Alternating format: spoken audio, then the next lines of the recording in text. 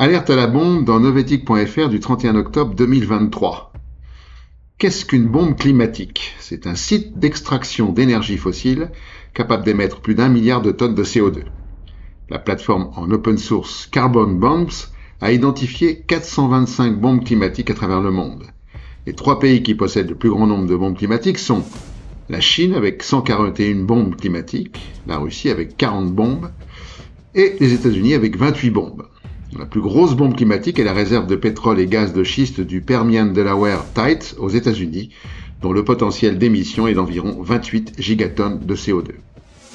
Les 2 entreprises qui contribuent au plus grand nombre de bombes climatiques sont China Energy avec 41 bombes climatiques, suivies par Total Energy avec 17 bombes. Ces chiffres datent de 2020 et Greenpeace a réactualisé les données pour Total Energy dans un rapport d'octobre 2023 et a recensé 33 bombes climatiques, soit 93 milliards de tonnes de CO2 équivalent, 2 fois plus que les émissions mondiales de gaz à effet de serre. Quant aux banques qui investissent le plus dans les bombes climatiques, on retrouve BNP Paribas au 5e rang et le Crédit Agricole au 7e rang. Ultime ironie, ADNOC, compagnie pétrolière dirigée par le président de la COP28, est impliquée dans 3 bombes climatiques. Moins d'arbres pour plus d'avions dans la relève-et-la-peste.fr du 30 octobre 2023.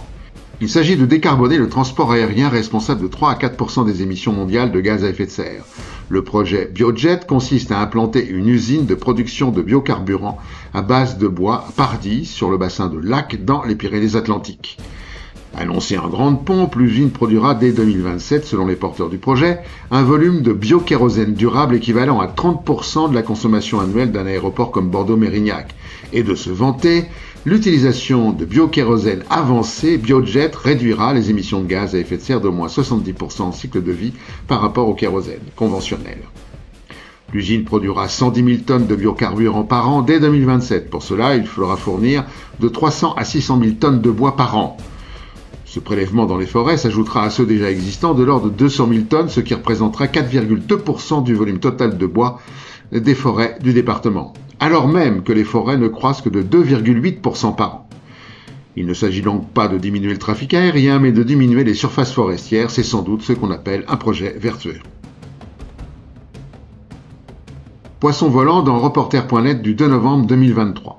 Un consortium franco-omanais, une association entre le port de l'Orient et le sultanat d'Oman, va en 2024 poser la première pierre d'un port de pêche international baptisé Cair Oman à Duqm sur la mer d'Arabie dans le sultanat d'Oman.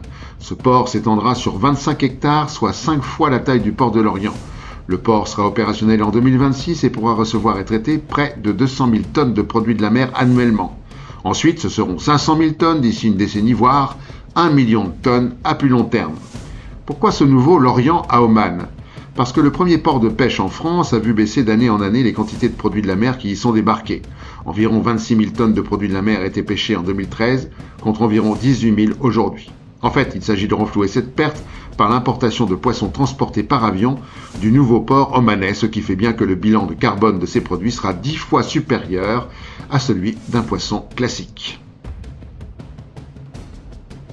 Des batteries de piles dans monsieurmondialisation.org du 1er novembre 2023. Chaque année en France, 1,5 milliard de piles et batteries, soit 270 000 tonnes, sont mises sur le marché.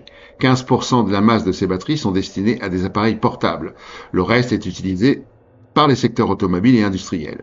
En 2021, le marché des appareils de stockage d'électricité avait rapporté 125 milliards d'euros. D'ici 2030, les constructeurs automobiles planifient d'investir près de 1200 milliards de dollars dans ce secteur. L'utilisation de batteries exige également de grandes quantités d'énergie et de ressources. Pour fabriquer une simple pile alcaline non rechargeable, il faut utiliser 50 fois plus de puissance que celle-ci pourra en fournir dans son existence.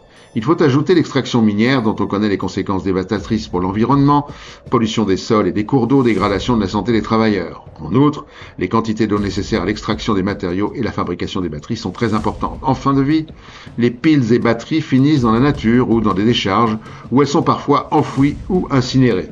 Elles libèrent évidemment des produits toxiques comme des métaux qui peuvent contaminer l'environnement pour des années. Le mercure qui peut être contenu dans certaines piles peut par exemple polluer 400 litres d'eau ou 1 mètre cube de terre pendant 50 ans. Enfin, les travailleurs des mines sont exploités, maltraités et souvent il s'agit d'enfants. 15% dans ouzbekerika.com du 2 novembre 2023. Selon une étude publiée jeudi 2 novembre 2023 par la Global Alliance for the Future of Good, les systèmes alimentaires représentent au moins 15% de la demande globale d'énergie fossile. La transformation et les conditionnements représentent 45% et la distribution 38%. Quant au transport, les émissions de gaz à effet de serre ont augmenté car la distance parcourue par nos aliments s'est allongée de 25%. L'étude note également la progression de la pétrochimie pour la fabrication d'intrants chimiques dans l'agriculture, mais aussi pour le plastique, de plus en plus utilisé pour conditionner les aliments transformés, emballés et industrialisés. Et pour finir, la connerie de la semaine. À la prochaine fois.